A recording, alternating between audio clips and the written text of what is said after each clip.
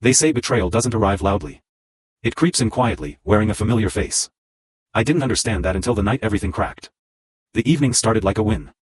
Months of pressure at work were finally easing, and for once, I thought my marriage might follow.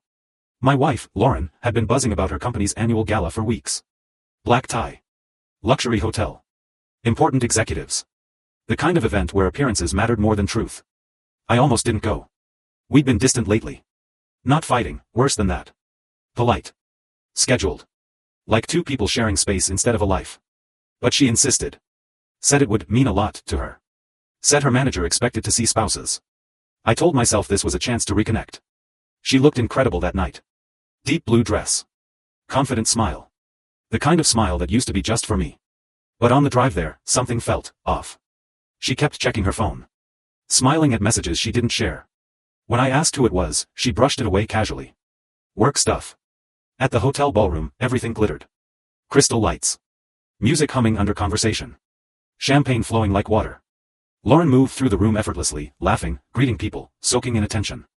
I tried to keep up, but I felt invisible, like an accessory instead of a husband. Then I noticed him. Tall. Perfectly tailored suit. Too comfortable around her. He leaned in when they talked. She laughed a little too freely. I asked who he was. Just someone from the office, she said quickly. Not a name. Not a title. Just dismissal. About an hour later, she told me she was heading to the restroom. 10 minutes passed. Then 20. She didn't come back. That uneasy feeling in my chest started tightening. I walked around, pretending to admire the decor, pretending not to search for my own wife. That's when I spotted her near the far side of the ballroom, half hidden by heavy curtains. He stood close, too close. His hand rested at her lower back, casual and familiar. She tilted her head toward him in a way I hadn't seen in months. A private smile. A shared world I wasn't part of. I froze. My brain scrambled for excuses. Maybe I was misreading it. Maybe this was harmless. Maybe I was projecting my insecurities. But instinct whispered something else. I pulled out my phone, not out of jealousy, but self-preservation. Then it happened. He leaned in. She didn't step back. She leaned forward. 10 seconds. That's all I recorded. 10 seconds that shattered everything I thought I knew. When I confronted her moments later, she laughed it off. Told me I was imagining things. Said I was embarrassing her. People nearby glanced at me like I was the problem. I apologized. What she didn't know was that I'd already stopped believing her. That night, lying beside someone who felt like a stranger, I replayed that video again and again. Not what they did, but how comfortable it looked. Too natural to be new. And that's when I realized something terrifying. This wasn't a mistake. This was a secret. What I uncovered next didn't just confirm my suspicions, it showed me how long I'd been living a lie, and how public the truth was about to become. Thumbs up like the video if till now you enjoyed it. Sleep didn't come that night. Lauren fell asleep quickly, her back turned to me, breathing calm and steady, like nothing had happened. I stared at the ceiling, my phone glowing softly in my hand as I replayed the clip over and over. Not to torture myself, but to study it. The way she leaned in. The way he smiled like he belonged there. The comfort between them. That wasn't a moment. That was familiarity. By morning, I wasn't angry yet. I was focused. There's a strange calm that settles in when denial finally dies. I didn't raise my voice. I didn't accuse her again. I played my role, quiet, normal, agreeable. Lauren noticed. She kept checking on me, asking if I was okay, touching my arm like reassurance could erase what I'd seen. I nodded. Told her I was tired. She accepted that explanation too easily. That told me everything. Over the next few days, I started paying attention to details I'd ignored before. Her phone never left her side.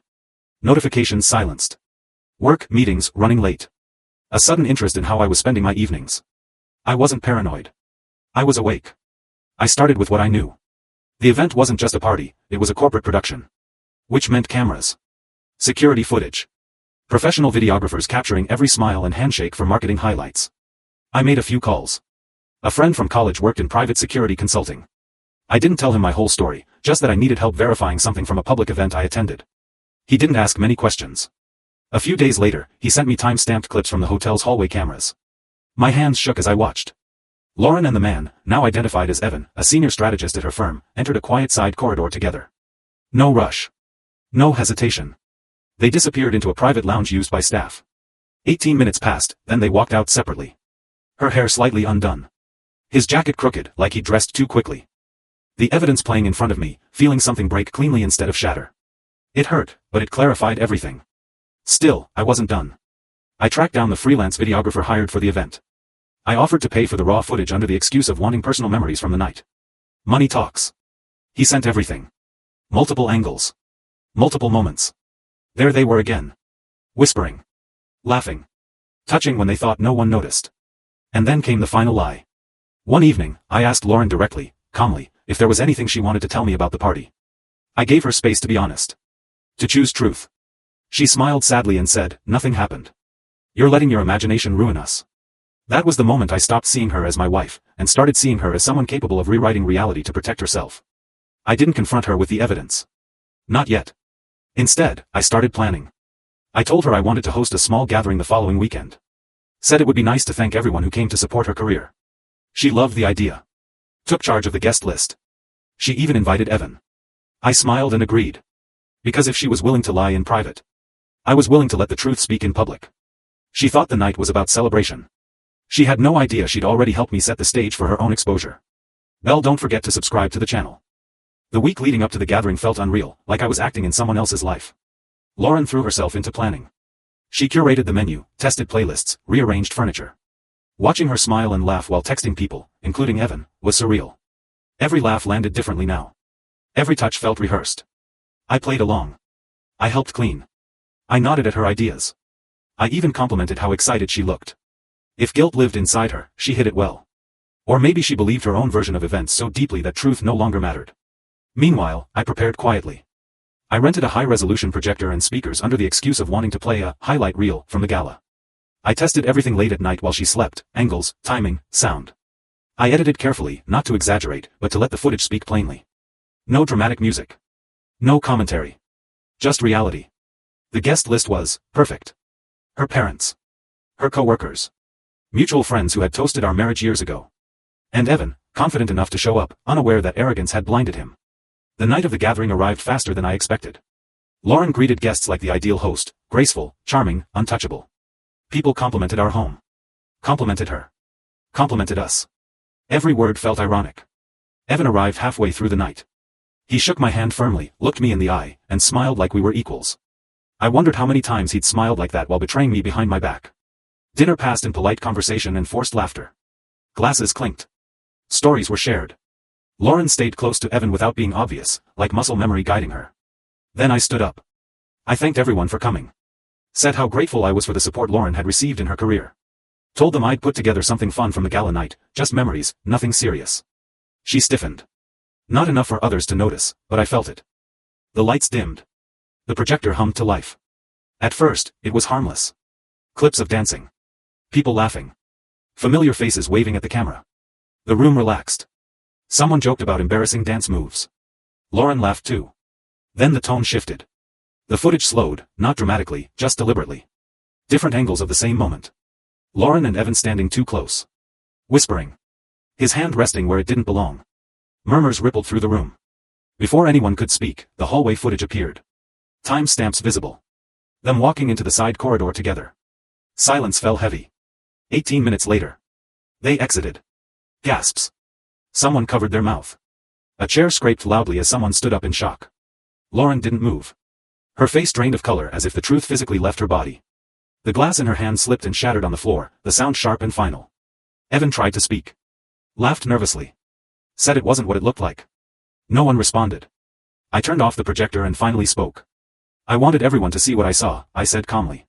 So no one ever tells me I imagined it. No yelling. No insults. Just facts. The room emptied quickly after that. Awkward goodbyes. Avoided eye contact. The kind of silence that lingers long after people leave. Lauren tried to cry. Tried to explain. Tried to reach for me. I stepped back. Because some truths don't end arguments. They end relationships. The house was quiet after everyone left, but the consequences were just beginning, and the fallout would be louder than the exposure itself. The silence after the door closed behind the last guest was heavier than any argument we'd ever had. Lauren stood in the middle of the living room, surrounded by half-empty glasses and shattered pride. She kept saying my name, over and over, like repetition might rewind time. Her voice cracked, then broke. Tears followed. Promises followed after that. She said it was a mistake. She said it didn't mean anything. She said she felt ignored, lonely, confused. Each word sounded practiced. I listened longer than I planned to, not because I believed her, but because I needed to be sure. Not once did she deny what happened. Not once did she apologize for lying to my face afterward. She only apologized for being caught. That clarity hurt more than the footage ever could. I packed a bag that night. Nothing dramatic. Just the essentials. When I zipped it shut, something in me settled. Like a door finally closing. I stayed with my brother for a while. The next morning, messages flooded in. Friends asking if I was okay. Others saying they were shocked, but not surprised. That stung more than I expected. It meant people had seen things I refused to. Lauren called non-stop. Texts turned into voicemails. Apologies turned into blame. She said I humiliated her. That I should have handled it privately. That I ruined her reputation. Not once did she say I didn't deserve better. Within a week, I filed for divorce. The aftermath spread fast. Offices talk. Friend groups fracture. Sides form even when the evidence is clear. Evan was quietly removed from his role, not officially announced, just gone. Lauren resigned shortly after. Her parents stopped calling me altogether. I understood why. What surprised me most was the calm. I expected rage. Revenge fantasies. Regret. Instead, I felt light. For the first time in months, maybe years, I wasn't questioning my reality. I wasn't apologizing for my instincts. I wasn't shrinking to keep peace with someone who rewrote the truth. For the first time in months, maybe years, I wasn't questioning my reality. I wasn't apologizing for my instincts. I wasn't shrinking to keep peace with someone who rewrote the truth. Lauren tried once more to meet in person. She wanted closure. I agreed, thinking I owed us that much. Halfway through the conversation, she said something that ended it. I never thought you'd actually leave. That sentence said everything. She didn't regret the betrayal. She regretted losing control. I walked away mid-sentence and never looked back. The house sold. The life we built unraveled neatly, like it had been waiting to come undone. I rebuilt slowly. New routines. New space. New boundaries. Healing didn't come all at once, but it came honestly. Sometimes I replay that night in my head, not with anger, but with gratitude. Because the truth, when exposed, gave me something I'd been missing far longer than trust. Self-respect. You might think the story ends with freedom, but what I learned afterward changed how I see love, betrayal, and silence forever. People assume the hardest part of betrayal is the moment you discover it. It's not. The hardest part comes later, when the noise fades, when no one's asking how you're holding up anymore, and you're left alone with the truth and the version of yourself that ignored it for too long. After the divorce was finalized, life didn't magically improve overnight. There were quiet evenings that felt too empty. Mornings where I reached for a phone that no longer buzzed. Moments when I wondered if exposing everything had been worth the fallout. But then I remembered who I was before the truth came out. I was constantly second-guessing myself. Apologizing for asking reasonable questions. Convincing myself that discomfort was normal. That version of me was disappearing slowly, and I didn't even notice. Betrayal doesn't just break trust. It teaches you to doubt your own instincts. And once that happens, the damage goes deeper than any affair ever could. What stayed with me most wasn't the footage, or the public exposure, or even the divorce papers. It was the moment she told me I was imagining things. That was the real betrayal. Because loving someone doesn't give them the right to erase your reality. Over time, I rebuilt in quieter ways. I learned to sit with discomfort instead of explaining it away. I learned that peace isn't loud or dramatic, it's steady. Predictable. Honest. I stopped chasing closure from people who benefited from my silence. And something unexpected happened. I started trusting myself again. I trusted the pause in conversations. The tone shifts. The unexplained distance. Not with paranoia, but with awareness. If something felt wrong, I stopped forcing it to feel right. I don't hate Lauren. I don't replay the night with bitterness. I see it now as the moment my life split into two timelines, the one where I stayed quiet, and the one where I chose clarity over comfort. I chose clarity. And yes, it cost me a marriage. But it saved me years of self-erasure. If there's one thing I hope anyone hearing this remembers, it's this. Love should never require you to abandon your instincts. Trust should never demand blindness. And silence, when something feels wrong, only protects the lie. Speak, even if your voice shakes. Document, even if you hope you're wrong. And walk away when truth is treated like a threat. Because losing someone who betrays you is painful. But losing yourself while protecting them? That's permanent damage. I didn't end that night broken. I ended it awake. And that made all the difference. Backhand index pointing right final message. Subscribe our channel to get more videos about betrayals.